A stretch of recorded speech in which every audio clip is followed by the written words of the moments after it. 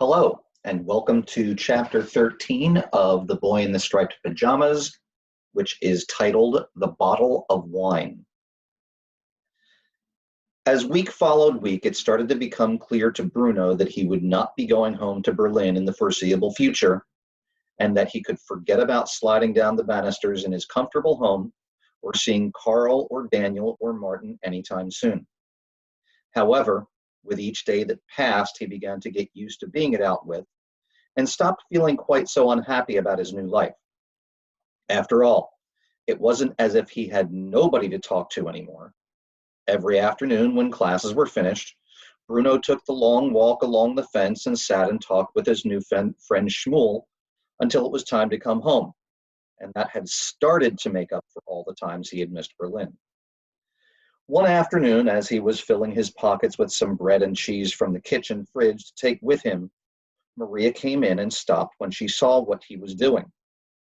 "Hello," said Bruno, trying to appear as casual as possible. "You gave me a fright. I didn't see you coming."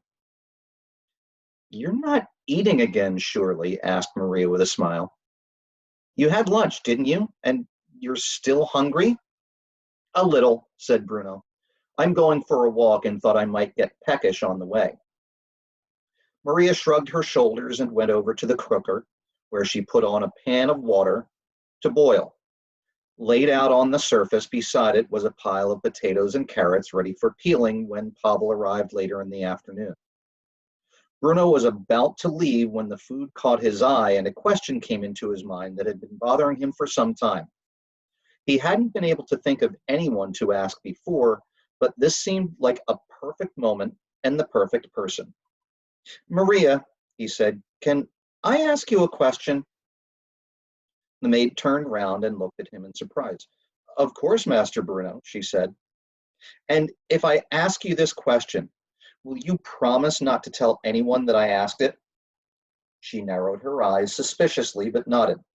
"All right," she said. "What is it you want to know?" "It's about Pavel," said Bruno. "You know him, don't you? The man who comes and peels the vegetables and then waits on us at table?" "Oh, yes," said Maria with a smile. She sounded relieved that his question wasn't going to be about anything more serious. "I know Pavel. We've spoken on many occasions. Why do you ask about him?" "Well," said Bruno, choosing his words quite carefully in case he said something he shouldn't. "Do you remember soon after we got here when I made the swing on the oak tree and fell and cut my knee?" "Yes," said Maria. "It's not hurting you again, is it?" "No, it's not that," said Bruno. "But when I heard it, Pavel was the only grown-up around, and he brought me in here and cleaned it and washed it and put the green ointment on it, which stung, but I suppose it made it better. And then he put a bandage on it." "Well, that's what anyone would do if someone's hurt," said Maria. "I know," he continued, "only he told me that he really wasn't a waiter at all." Maria's face froze a little, and she didn't say anything for a moment. Instead, she looked away and licked her lips a little before nodding her head. "I see," she said. "And what did he say he was really?" "He said he was a doctor," said Bruno, which didn't seem right at all. "He's not a doctor, is he?" "No," said Maria, shaking her head. "No, he's not a doctor. He's a waiter." "I knew it," said Bruno, feeling very pleased with himself. "Why did he lie to me then? It doesn't make any sense." "Pavel isn't a doctor anymore, Bruno," said Maria quietly. "But he was in another life before he came here." Bruno frowned and thought about it. "I don't understand," he said. "Few of us do," said Maria. "But if he was a doctor, why isn't he still one?" Maria sighed and looked out of the window to make sure that no one was coming, then nodded towards the chairs, and both she and Bruno sat down. "If I tell you what Pavel told me about his life," she said, "you mustn't tell anyone. Do you understand? We would all get in terrible trouble." "I won't tell anyone," said Bruno, who loved to hear secrets and almost never spread them around, except when it was totally necessary, of course, and there was nothing he could do about it. "All right," said Maria. This is as much as I know. Bruno was late arriving at the place in the fence where he met Shmuel every day, but as usual, his new friend was sitting cross-legged on the ground waiting for him. I'm sorry I'm late, he said, handing some of the bread and cheese through the wire, the bits that he hadn't already eaten on the way when he had grown a little peckish after all. I was talking to Maria. Who's Maria? Asked Shmuel, not looking up as he gobbled down the food hungrily. She's our maid, explained Bruno. She's very nice, although father says she's overpaid. But she was telling me about this man, Pavel, who chops our vegetables for us and waits on table. I think he lives on your side of the fence. Shmuel looked up for a moment and stopped eating. On my side? He asked. Yes, do you know him? He's very old and has a white jacket that he wears when he's serving dinner. You've probably seen him. No, said Shmuel, shaking his head. I don't know him. But you must, said Bruno irritably, as if Shmuel were being deliberately difficult. He's not as tall as some adults, and he has gray hair, and stoops a little. I don't think you realize just how many people live on this side of the fence, said Shmuel. There are thousands of us. But this one's name is Shmuel, or is Pavel, not Shmuel, insisted Bruno. When I fell off my swing, he cleaned out the cut so that it didn't get infected and put a bandage on my leg. Anyway, the reason I wanted to tell you about him is because he's from Poland too, like you. Many of us here are from Poland, said Shmuel, although there are some from other places too, like Czechoslovakia, and yes, but that's why I thought you might know him. Anyway, he was a doctor in his hometown before he came here, but he's not allowed to be a doctor anymore, and if father had known that he had cleaned my knee when I hurt myself, then there would have been trouble. Well, the soldiers don't normally like people getting better, said Shmuel, swallowing the last piece of bread. It usually works the other way around. Bruno nodded, even though he didn't quite know what Shmuel meant, and gazed up into the sky. After a few moments, he looked through the wire and asked another question that had been preying on his mind. Do you know what you want to be when you grow up? He asked. Yes, said Shmuel. I want to work in a zoo. A zoo? Asked Bruno. I like animals, said Shmuel quietly. I'm going to be a soldier, said Bruno in a determined voice, like father. I wouldn't want to be a soldier, said Shmuel. I don't mean one like Lieutenant Kotler, said Bruno quickly. Not one who strides around as if he owns the place and laughs with your sister and whispers with your mother. I don't think he's a good soldier at all. I mean one like father, one of the good soldiers. There aren't any good soldiers, said Shmuel. Of course there are, said Bruno. Who? Well, father for one, said Bruno. That's why he has such an impressive uniform and why everyone calls him commandant and does whatever he says. The Fury has big things in mind for him because he's such a good soldier. There aren't any good soldiers, repeated Shmuel. Except father, repeated Bruno, who was hoping that Shmuel wouldn't say that again because he didn't want to have to argue with him. After all, he was the only friend he had here at Out with. But father was father, and Bruno didn't think it was right for someone to say something bad about him. Both boys stayed very quiet for a few minutes, neither one wanting to say anything he might regret. You don't know what it's like here, said Shmuel, eventually in a low voice, his words barely carrying across to Bruno.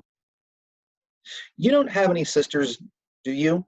Asked Bruno quickly, pretending he hadn't heard that, because then he wouldn't have to answer. No, said Shmuel, shaking his head. You're lucky, said Bruno. Gretel's only 12, and she thinks she knows everything, but she's a hopeless case, really. She sits looking out of her window, and when she sees Lieutenant Kotler coming, she runs downstairs into the hallway and pretends that she was there all along. The other day, I caught her doing it, and when he came in, she jumped up and said, Why, Lieutenant Kotler, I didn't know you were here. And I know for a fact that she was waiting for him. Bruno hadn't been looking at Shmuel as he said all that. But when he looked again, he noticed that his friend had grown. And sorry about that.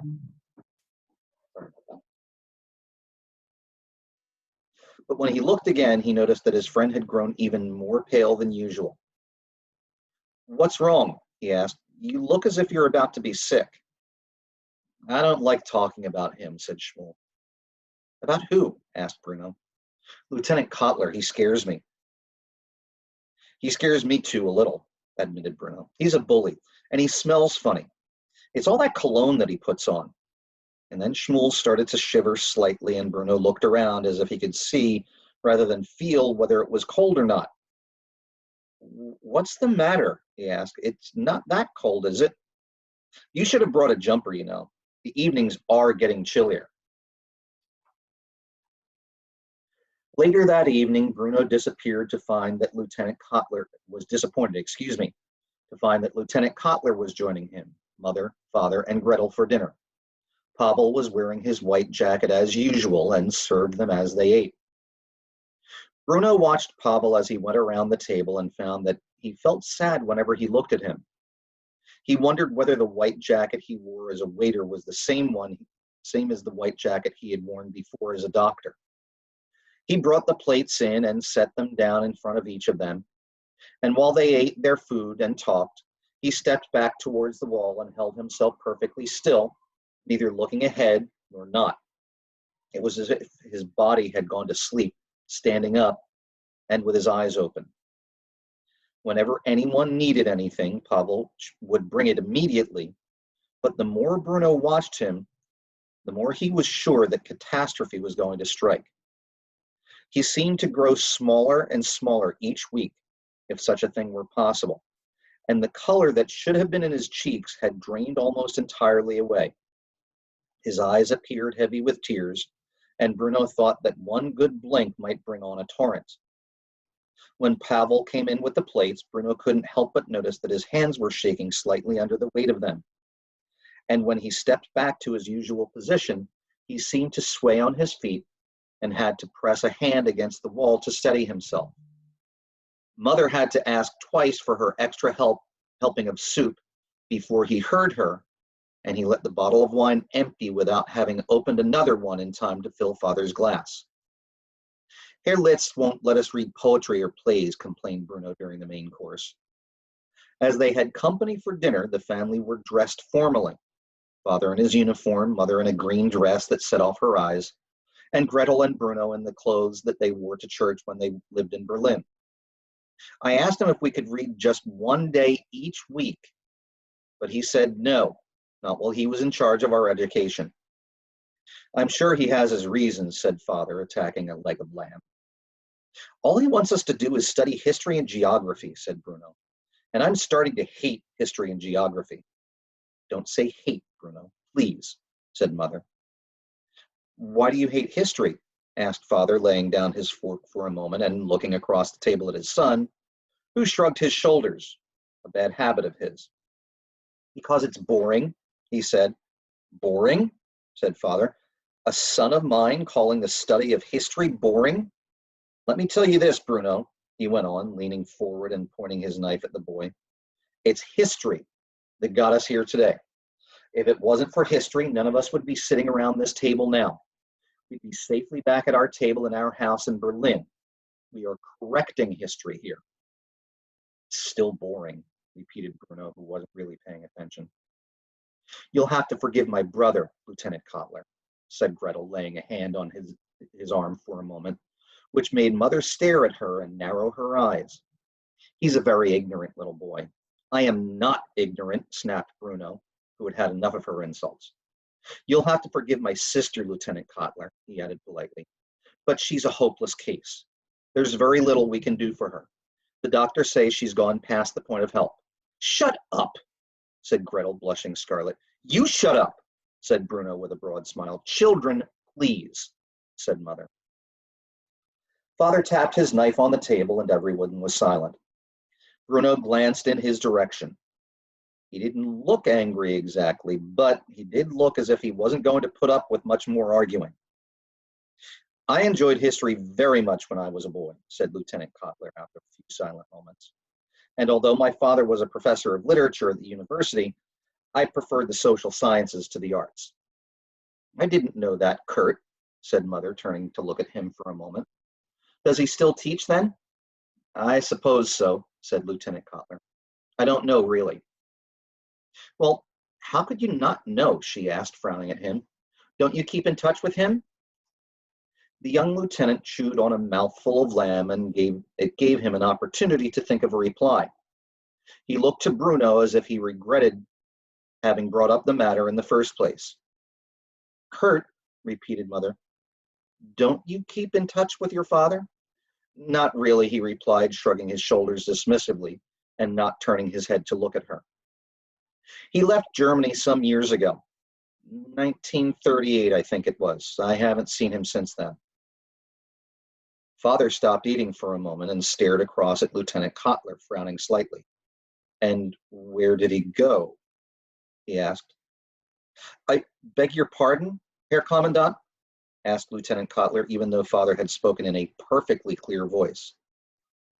I asked you where he went, he repeated. Your father, the professor of literature. Where did he go when he left Germany? Lieutenant Cotler's face grew a little red, and he stuttered somewhat as he spoke. I believe he's currently in Switzerland, he said finally. The last I heard, he was teaching at a university in Bern. Oh, but Switzerland's a beautiful country, said Mother quickly. I haven't ever been there, I admit, but from what I hear, he can't be very old, your father, said Father in his deep voice, silencing them all. I mean, you're only, what, 17, 18 years old? I've just turned 19 here, Commandant. So your father would be in his 40s, I expect? Lieutenant Cotler said nothing but continued to eat, although he didn't appear to be enjoying his food at all. Strange that he chose not to stay in the fatherland, said Father. We're not close, my father and I, said Lieutenant Cotler quickly, looking around the table as if he owed everyone an explanation. Really, we haven't spoken in years. And what reason did he give, might I ask, continued Father, for leaving Germany at the moment of her greatest glory and her most vital need, when it is incumbent upon all of us to play a part in our national revival? Was he tubercular? Lieutenant Cotler stared at Father, confused. I beg your pardon? He asked. Did he go to Switzerland to take the air, explained Father, or did he have a particular reason for leaving Germany? In 1938, he added after a moment. I'm afraid I don't know, Herr Commandant, said Lieutenant Cotler. You would have to ask him. Well, that would be rather difficult to do, wouldn't it? With him being so far away, I mean. But perhaps that was it. Perhaps he was ill. Father hesitated before picking up his knife and fork again and continuing to eat. Or perhaps he had disagreements. Disagreements, Herr Commandant? With government policy. One hears tales of men like this from time to time. Curious fellows, I imagine. Disturbed, some of them. Traitors, others. Cowards, too. Of course, you have informed your superiors of your father's views, Lieutenant Cotler. The young lieutenant opened his mouth and then swallowed, despite the fact that he hadn't been eating anything. Never mind, said Father cheerfully. Perhaps it's not an appropriate conversation for the dinner table. We can discuss it more in depth at a later time. Herr Commandant, said Lieutenant Cotler, leaning forward anxiously, I can assure you it is not an appropriate conversation for the dinner table, repeated Father sharply, silencing him immediately. And Bruno looked from one to the other, both enjoying and being frightened by the atmosphere at the same time. I'd love to go to Switzerland, said Gretel after a lengthy silence. Eat your dinner, Gretel, said Mother. But I was just saying, eat your dinner, Mother repeated, and was about to say more, but she was interrupted by Father calling for Pavel again. What's the matter with you tonight? He asked as Pavel uncorked the new bottle. This is the fourth time I've had to ask for more wine. Bruno watched him, hoping he was feeling all right, although he managed to release the cork without any accidents. But after he had filled Father's glass and turned to refill Lieutenant Cotler's, he lost his grip on the bottle of wine somehow, and it fell crashing glugging its contents out directly onto the young man's lap. What happened then was both unexpected and extremely unpleasant. Lieutenant Kotler grew very angry with Pavel, and no one, not Bruno, not Gretel, not mother, and not even father, stepped in to stop him doing what he did next, even though none of them could watch, even though it made Bruno cry and Gretel grow pale. Later that night, when Bruno went to bed, he thought about all that had happened over dinner. He remembered how kind Pavel had been to him on the afternoon he made the swing, and how he had stopped his knee from bleeding and been very gentle in the way he administered the green ointment. And while Bruno realized that Father was generally a very kind and thoughtful man, it hardly seemed fair or right that no one had stopped Lieutenant Kotler getting so angry at Pavel. And if that was the kind of thing that went on at Outwith, then he'd better not disagree with anyone anymore about anything. In fact, he would do well to keep his mouth shut and cause no chaos at all. Some people might not like it. His old life in Berlin seemed like a very distant memory now, and he could hardly even remember what Carl, Daniel, or Martin looked like, except for the fact that one of them was a ginger. I apologize for the phone going off like that. I've been trying to remember to make sure that I turn it off before I do these recordings, but sometimes I make mistakes. Sorry about that. I hope that you enjoyed the chapter. Tomorrow we will jump into chapter 14, and then we'll go from there. And the title of chapter 14 is Bruno Tells a Perfectly Reasonable Lie. That's all I have for you today for The Boy in the Striped Pajamas. I hope you're having a wonderful afternoon, and I hope that you're all staying safe and healthy. Bye.